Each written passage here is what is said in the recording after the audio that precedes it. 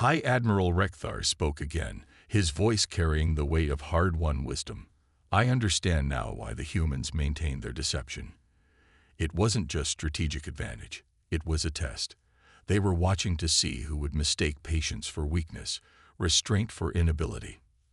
And now, a representative from the Galactic Corps asked, "What happens now that the dragons are awake?" Ambassador Chen smiled, a gesture that somehow managed to be both reassuring and subtly warning. "Now we do what humanity has always done. We push forward. But this time, we do it openly. The dragons are awake, yes, but they were never meant to be weapons of war. They're tools of creation, of exploration, of discovery." The final display showed the Dragon-class vessels resuming their original mission, not as instruments of war, but as humanity's reach toward the impossible. Their quantum-entangled hulls now work to stabilize dying stars, create safe passages through dangerous space, and expand the boundaries of known physics. "The galaxy now knows our true nature," Chen concluded. "We are humanity. We are the species that looks at the impossible and sees a challenge. We are the civilization that turned theoretical physics into engineering problems and then solved them. But most importantly, we are the people who understand that the greatest power lies not in showing your strength, but in choosing when and how to use it." Corner it. The displays showed more Dragon-class ships emerging from dimensional pockets. Their impossible forms a testament to humanity's true capabilities. Each vessel represented decades of secret development, technologies that had been carefully hidden from prying eyes. "We're not the primitive species you thought we were, Admiral," Maya concluded. "We're the species that looked at the impossible and saw a challenge. We're the people who turned our greatest fears into our strongest shields. And now, thanks to your actions, the galaxy will finally see what humanity is truly capable of." Captain Ariak Xiang stood on the bridge of the TDF Dragon's Breath, watching as her ship's quantum interfaces displayed the unfolding battle across 3 different dimensions of spacetime. The Zarkax fleet, once so proud and organized, now scattered like leaves in a temporal storm as humanity's true military might revealed itself. "Target analysis complete, Captain," her AI companion Atlas reported, its holographic form shimmering with calculations. "The Zarkax are attempting to coordinate a retreat through their conventional FTL corridors." Arya allowed herself a small grim smile. "They still think space works the way they understand it. Show them why that's a mistake." The Dragon's Breath responded to her command with elegant precision. Its quantum-entangled hull rippled like liquid metal, reconfiguring itself into geometries that made conventional physics scream in protest. Around the ship, space itself began to fold, creating what appeared to be impossible shortcuts through reality. "All Dragon-class vessels, execute formation Mobius," Arya commanded. "Let's show them what happens when you push humanity into actually trying." Across the battlefield, 15 Dragon-class ships moved in perfect synchronization. Their movements didn't just defy conventional spacetime. They rewrote it. Each ship created its own pocket of altered reality, the combined effect turning the space around the Zarkax fleet into a maze of twisted dimensions. "Ma'am," her tactical officer reported, "the Zarkax are attempting to analyze our movement patterns. Their computers are trying to predict our next positions." "Let them try," Arya replied. "Atlas, initiate the Chaos Protocol." The AI's holographic form pulsed with satisfaction. "With pleasure, Captain." Deploying quantum uncertainty fields now. The Dragon-class ships began moving in ways that weren't just unpredictable. They were mathematically impossible to predict. Each vessel existed in multiple states simultaneously, their positions governed by quantum probability rather than classical physics. On the main display, Arya watched as a Zarkax battlecruiser fired its main weapons at what it thought was her ship's location. The energy beams passed harmlessly through a quantum ghost, while the real Dragon's Breath materialized behind the enemy vessel, its metamaterial hull absorbing and redirecting the wasted energy. "You know," Arya commented to her bridge crew, "there's a certain poetry in this moment. They attacked us because they thought we were weak. Because we showed them ships held together with rivets and chemical engines.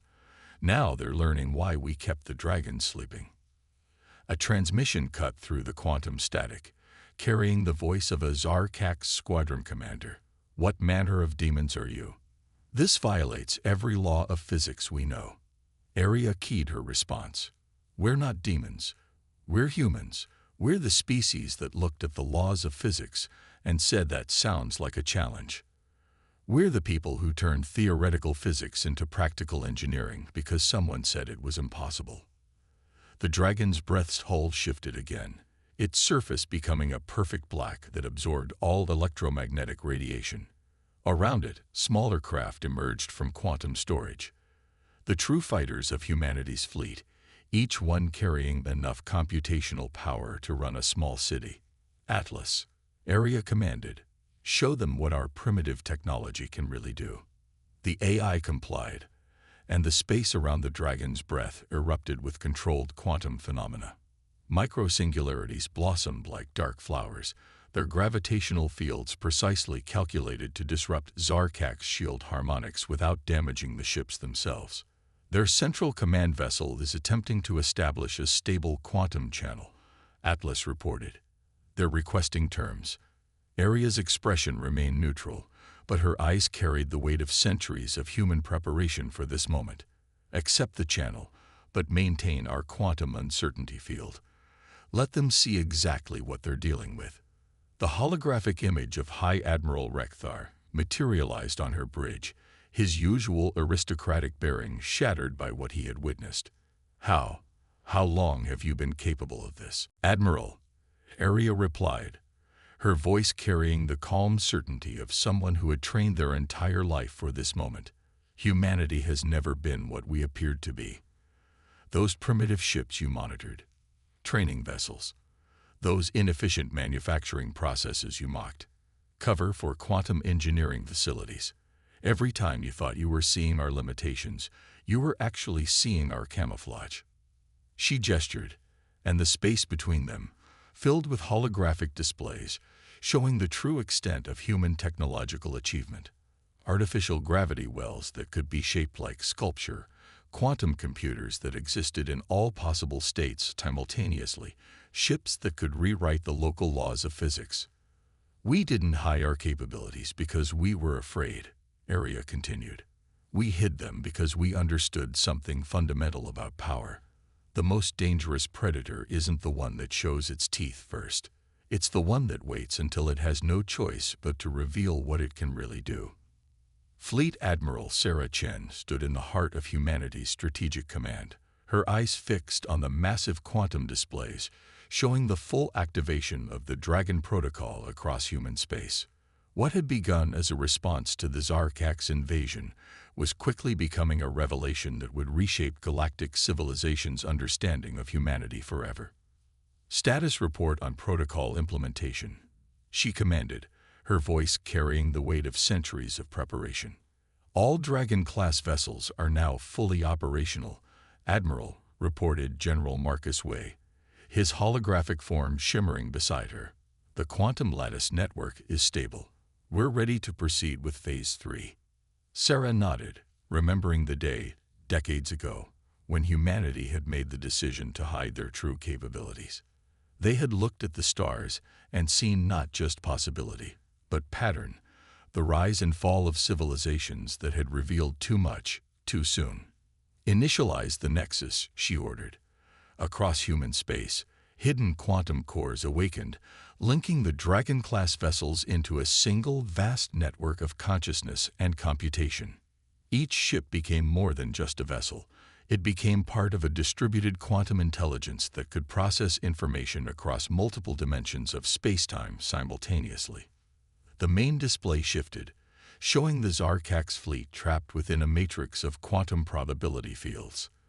Their mighty warships, once the pride of their civilization, now hung suspended in a web of altered reality.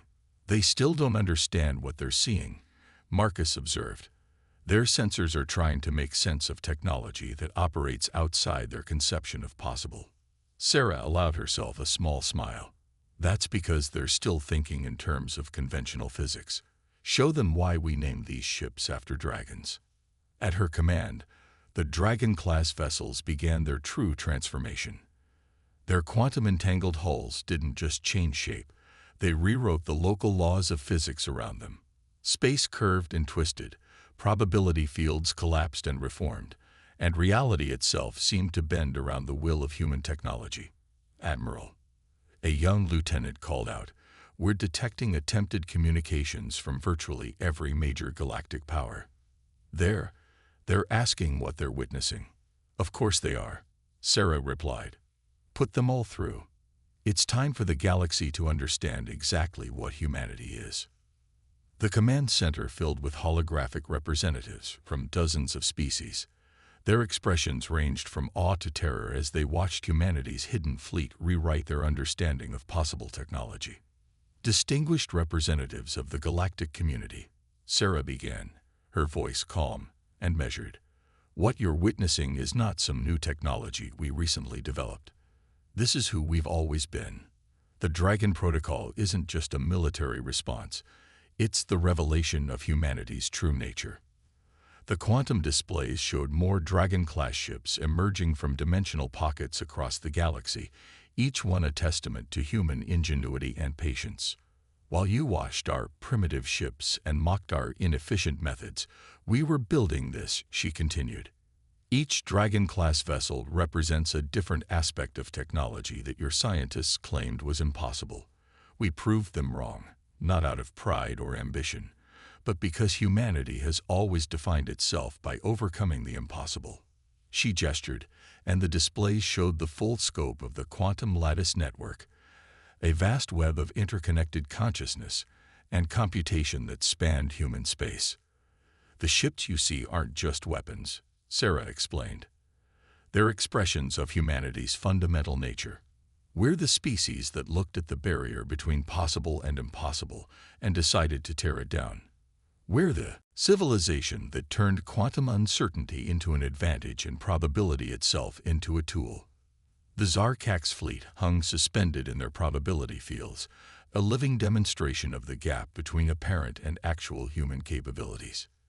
"You all watched us for decades," she continued, "saw exactly what we wanted you to see. You observed our seemingly outdated ships, our apparently primitive weapons, our supposedly inefficient methods. What you never understood was that everything you saw was a choice, not a limitation." The Dragon-class vessels moved in perfect synchronization, their quantum-entangled hulls flowing like liquid mathematics. Each movement demonstrated mastery over physics that most species considered theoretical impossibilities. The dragons weren't sleeping, Sarah concluded, her voice carrying across quantum channels to every corner of the galaxy. They were waiting to see who would mistake patience for weakness, preparation for primitiveness, and deliberate restraint for technological limitation. Today, that wait is over. The Grand Council chamber of the Galactic Concordat had never been so silent. Representatives from 1,000 species sat in stunned silence as they watched the holographic replay of humanity's revelation. The Zarkak's invasion fleet, once considered one of the most powerful military forces in known space, hung suspended in quantum probability fields like insects in amber. High Admiral Rekthar stood before the assembled representatives, his proud bearing now tempered by humility. "I stand before you to officially acknowledge our complete misunderstanding of human civilization and capability. We were not defeated by superior numbers or conventional military might. We were defeated by our own arrogance in believing we understood what humanity was capable of." The chamber's central hologram shifted, showing the Dragon-class vessels in their full glory. Their quantum-entangled hulls rippled with impossible geometries, each movement a demonstration of technology that most species had considered theoretical. Dr. Maya Rodriguez stepped forward, her presence commanding attention despite her small stature.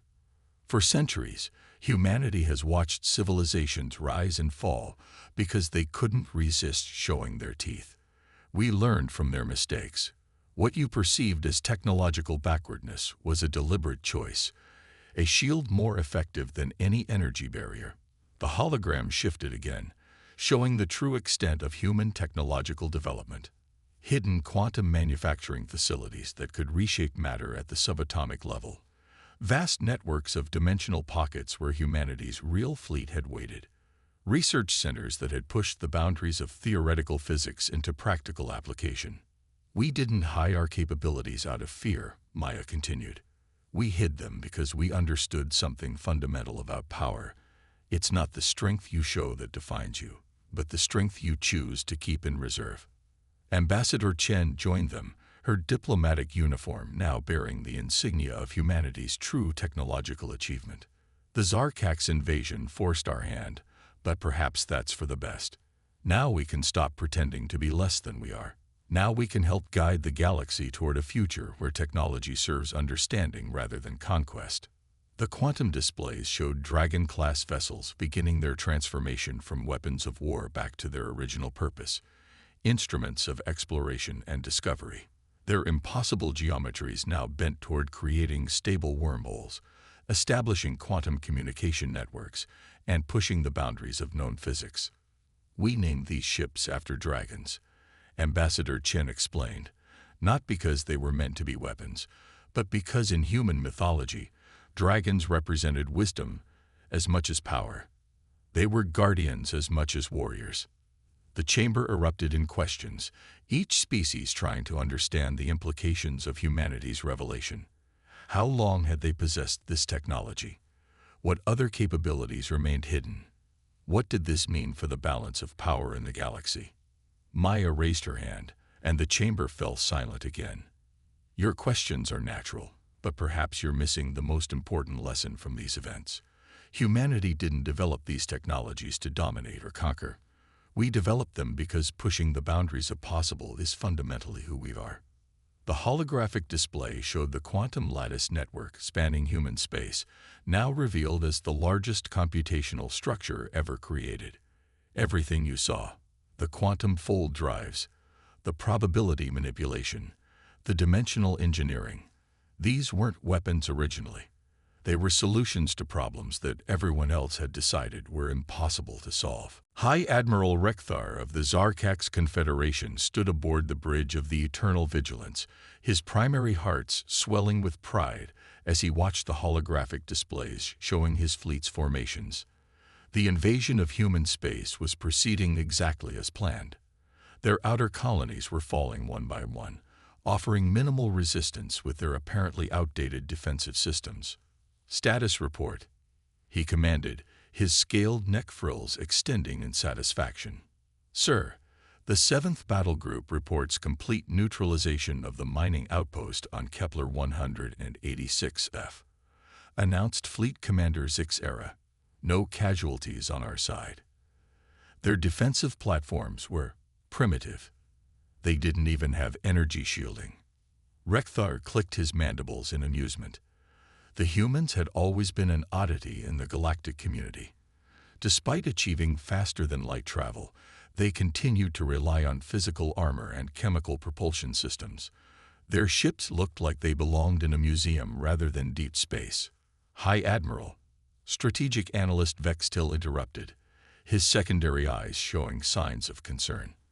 I've been studying the sensor data from the conquered colonies. Something doesn't add up. Explain, Rekthar demanded, though his tone suggested little interest. The energy signatures we're detecting from the ruins. They're inconsistent with the technology level we've observed. And these underground facilities we've discovered. They're far more extensive than any mining operation would require. Rekthar dismissed the concerns with a wave of his primary arm. Probably storage facilities for their inefficient industrial processes. These humans still use physical manufacturing instead of proper matter synthesis. The tactical display suddenly flickered, drawing everyone's attention. For a fraction of a second, something massive appeared at the edge of their sensor range, then vanished. Sensor malfunction, Rekthar questioned. Before anyone could respond, every communication channel aboard the Eternal Vigilance erupted with the same message, broadcast in perfect Zarkaks. Thank you for activating the Dragon Protocol. Wake-up sequence initiated. The bridge crew watched in horror as space itself seemed to tear open around them. Ships began emerging, human ships, but unlike anything they'd ever seen before. These weren't the boxy, utilitarian vessels they were familiar with. These were sleek predators, their hulls rippling with what appeared to be living metal. Impossible, Rekthar whispered. Their technology level. We monitored them for decades. Sir, Vextil's voice carried a note of dawning comprehension. I don't think we were monitoring their real fleet. I think we were watching a facade. The main view screen activated automatically, showing the human face. Admiral Sarah Chen of the Terran Defense Force. Her expression was almost pitying. You know, she said conversationally, there's an old human saying, never interrupt your enemy when they're making a mistake. We've spent 50 years letting you think you knew everything about us, letting you see exactly what we wanted you to see. The tactical display was now showing hundreds of human vessels, materializing from what appeared to be folds in space-time itself. They moved in impossible ways, their formations defying known physics. Those primitive colonies you attacked, Chen continued, they were bait. We needed to know who among our galactic neighbors couldn't resist the temptation to prey on what they perceived as weakness. Congratulations, you passed the test with flying colors. Rekthar watched as his supposedly superior fleet was surrounded by vessels that seemed to bend reality around them. What are you? Chen's smile was predatory. We're humanity. We're the species that went from horse-drawn carriages to landing on our moon in less than 70 years. We're the people who looked at the void between stars and said, we can cross that. We're the civilization that turned our greatest nightmares into our shields and our deadliest weapons into our guardians. The human ships' hulls began to shift, revealing weapon systems that made the Zarkax's most advanced artillery look like children's toys. Those dragons you just woke up. Chen's voice hardened. They're not just ships. They're humanity's promise to the galaxy, that we will never again be the victims of those who mistake patience for weakness. The first shot from the human fleet didn't target the eternal vigilance. Instead, it bent space itself, creating a corridor of distorted reality that trapped a quarter of the Zarkax fleet in a bubble of altered spacitime. As High Admiral Rekthar watched his mighty invasion force being systematically dismantled by technology that shouldn't exist, he finally understood the truth that would soon become a warning to the entire galaxy. Humanity hadn't been revealing their technology over the past 50 years. They had